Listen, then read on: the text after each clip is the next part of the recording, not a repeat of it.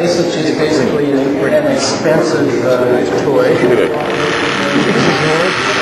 was a lot of hours. You know, if somebody wanted to come along and trade it off and this thing's really nice. You can adjust it. There's these screws here you can adjust to make just about any orientation of the offset that you want. This is anodized aluminum.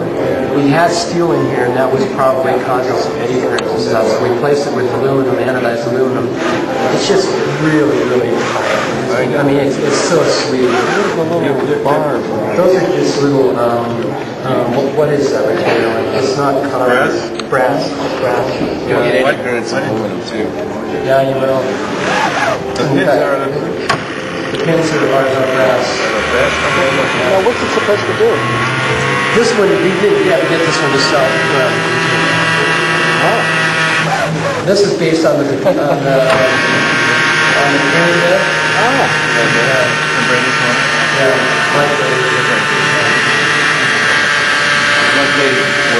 You guys are actually, I've had people one at a time, maybe 10 people see this thing. It's kind of the first time it's been in public.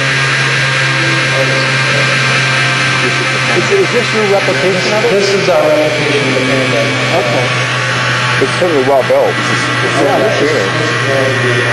There's a little crank that goes in here, so you can bring it out gradually, just incrementally with a little hand crank going from here. And then you've got this thing that's got ball bearings on it too for the crank. So you can just ever so slowly. Sometimes this thing would shoot out of here. Right now, look at how many, there's only like one magnet every, I don't know, 20 positions. When you get this thing loaded with magnets, do not get your finger right here. You could cut off a part of your finger. It'll really. So, what do you do? You trim it to the right operating point? That's what this crank is for, so you get this stator part at the exact point? Or is it supposed to rock back and forth? Well, what this is to do is the idea is that you come in, you're increasing your, rather than clamshelling it, you just come in at the side. So on, off. Get it later. So it's one thing that's oscillating back and forth? No. There are several people who claim to have a working magnet.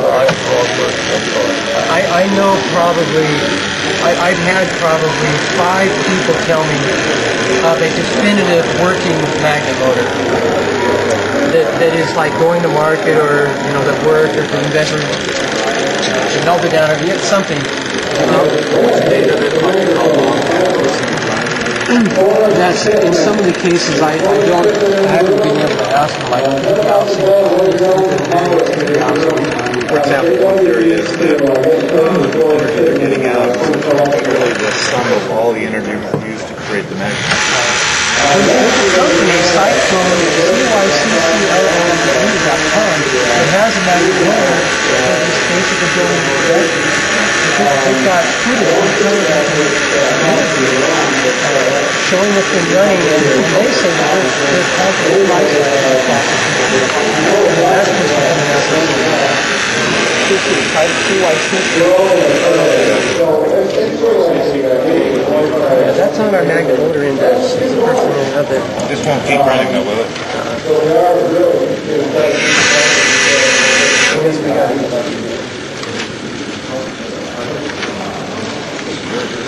is how you slow it down.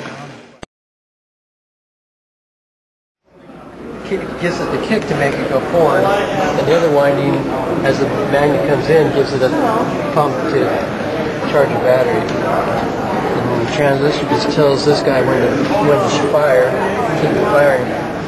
And then by adjusting the gap here, by adjusting the resistance here, you can make it go faster, slower. So which is your adjuster, this one? This is a 10K, 5K, and 25 ohms. And so this is my fine tune. Then I just hardwire some resistors in here. This is just a breadboard, so you can switch whatever you want to get whatever resistance you want. So I can go plus or minus 100 up with this guy. This will go up to like 20,000 or something like that. And so this lets me hone in on a particular. Well, Sterling, can I ask you what the principle behind the Bedini motor is? Well, the idea, the holy grail is that you want to be replicating Tesla's radiant energy effect, so that you're getting,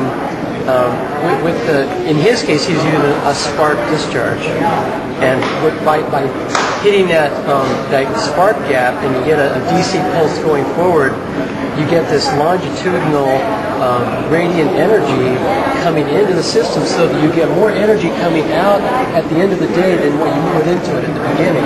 So it's kind of a practical implementation of kind of an over-unity principle.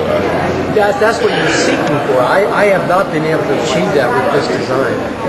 And we built this design with the idea that we were going to be able to build a really super simple device that people could prove that anyone could build. I could build it, my mother-in-law built it.